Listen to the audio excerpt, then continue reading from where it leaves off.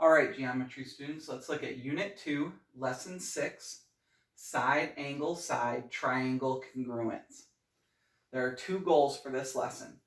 I can explain why the side, angle, side, triangle congruence theorem works.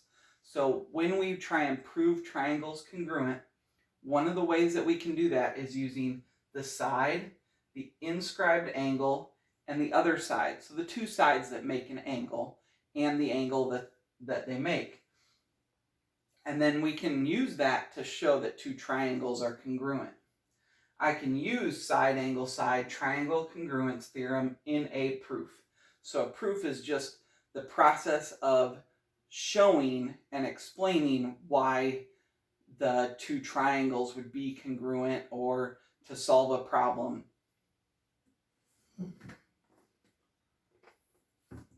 All right, so we still have for review and vocabulary corresponding. Remember, we're focused on the parts, so the angles that match up, the sides that match up.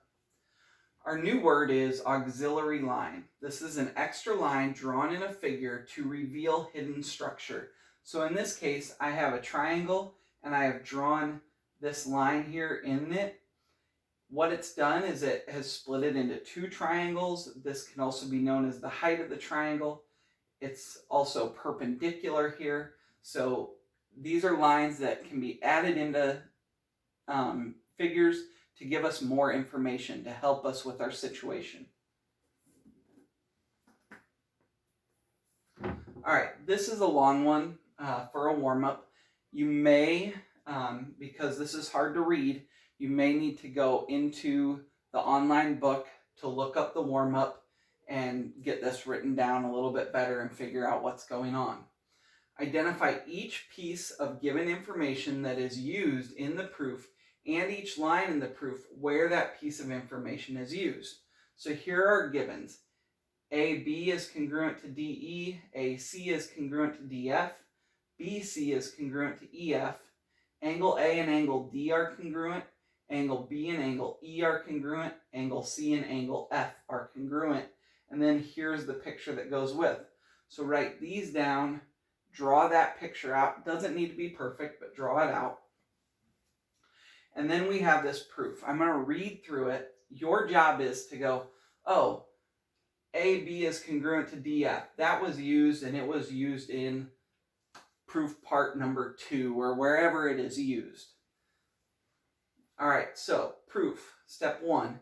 AB and DE are the same length, so they are congruent. Rigid motion takes AB to DE.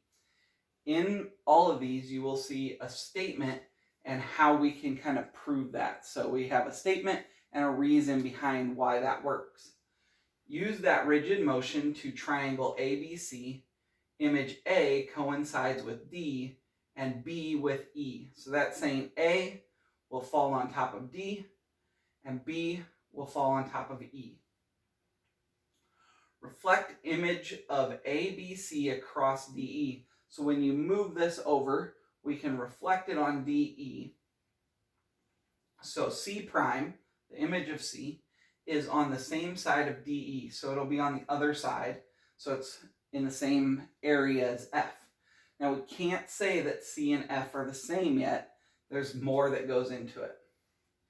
Image of angle A is congruent to angle D because rigid motion doesn't change the size of angles. So when this gets flipped, A and D are still the same size, so they lay right on top of each other.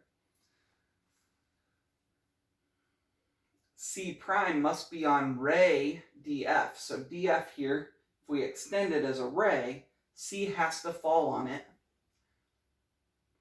because it's on the same side of DE and makes the same angle at D. Because of the same angle and it's now on the same side, they have to be on the same ray.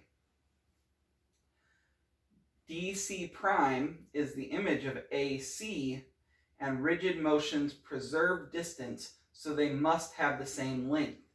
So AC and DF, AC, and then our new one, which is DC prime, would have to be the same length. We know AC has the same length as DF, So DC prime and DF must be the same length. So AC and DF are the same, so the image of AC must be the same as DF also. Since Z prime and F are the same distance along the same ray, so we have that C prime on this ray, but since it's the same distance as AC, it has to fall on F. They have to be in the same place because of that same distance. So rigid motion takes A to D, B to E, and C to F.